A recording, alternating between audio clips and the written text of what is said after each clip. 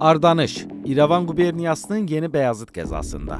Göyçə mahalının Çəmbərək, sonralar Krasnoselo adlandırılan rayonda kənd adıdır. Rayon mərkəzindən 23 kilometr şimalda Göyçə gölünün sahilində yerləşir. İrəvan əyalətinin icmal dəftərində Ərdanuç, Qafqazın 5 verslik xəritəsində Ardaniç formasında qeyd edilib. Kənddə 1831-ci ildə 119, 1873-cü ildə 389, 1886-cı ildə 602, 1897-ci ildə 788, 1908-ci ildə 1000, 1914-cü ildə 1045, 1916-cı ildə 1158, 1919-cu ildə 1154 nəfər yalnız Azərbaycanlı yaşayıb.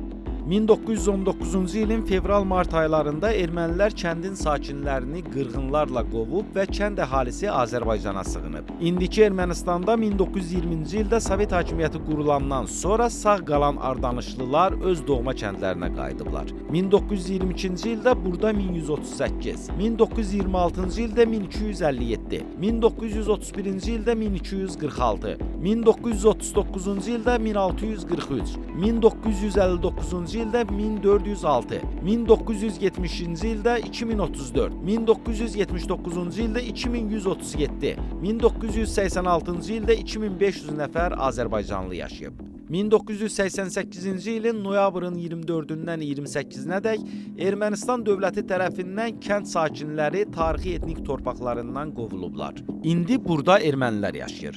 Toponim qədim türk dilində dağ, dağlıq, dağ kəndi mənasında işlənən art sözündən və məkan anlayışı bildirən an və ış söz düzəldici şəkilçilərindən ibarət olub, dağlıq yerdə yerləşən kənd mənasını bildirir. Kəndin relyefi də bu məna ilə uyğun gəlir.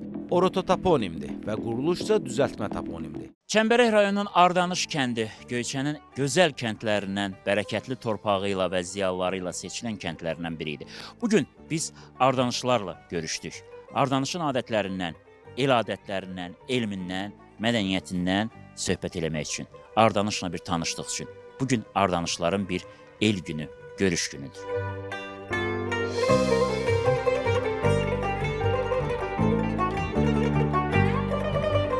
Elə gedərəm, ayağımı soynaram, qaça-qaça gedərəm.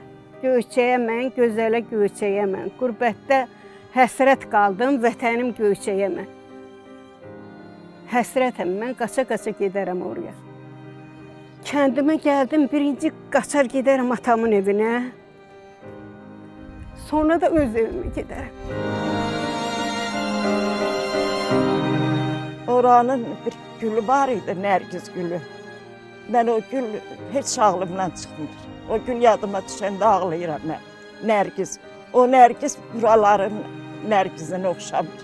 Heç. Bir o Göygöldə bitir. Televizorda görmüşəm. Göygöldə o çəkmişdir bir dəfə. Gördüm o Nərgizdən orada var.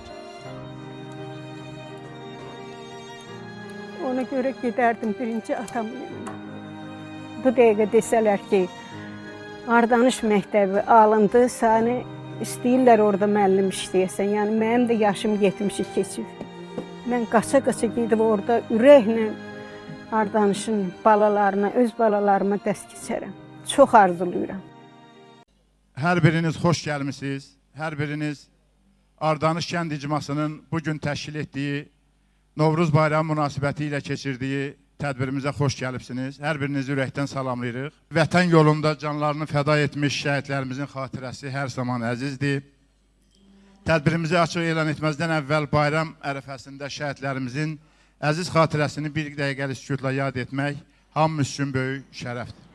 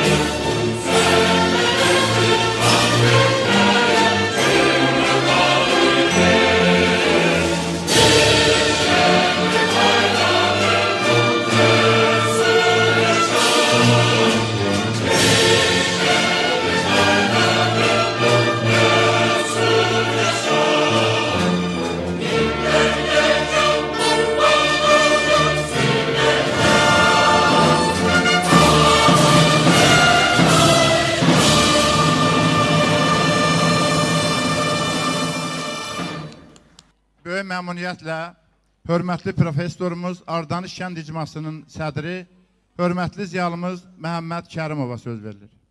Əziz ellərim, hörmətli qonaqlar, xanımlar və cənablar. Ardanış hər birimiz üçün əziz və müqəddəsdir. Çünki əcdadlarımızın yaşadığı, dəfn edildiyi bir torpaqdır. Bəzilərimizin pərvəriş tapdığımız bir məkandır. Analarımızın bizi dünyaya gətirdiyi, nələrimizin bizə bayatı deyərək layla çaldığı, babalarımızın müdrik sözlərini yaddaşımıza hopturduğu, müəllimlərimizin təlim-tərbiyə verdiyi, yeniyetməlik dövründə hər birimizin sevdalandığı məkandır Ardanış. Oranın torpağı da, daşı da, otu da, çiçeği de, qanqalı da, yollarının tozu da, yazda yaşıllaşan, payızda Xəzərə dönən yarpağı da bizim üçün vətəndir. Ardanışın dağlardan qalxan duman çəni, qızmar günəşi, leysan yağdıran, dolu tökdürən, qışda beyaz qara bürdən bulutlu səması, dağların qucağına nurlanan dağlar gözəli, Göyçə gölü də vətəndir.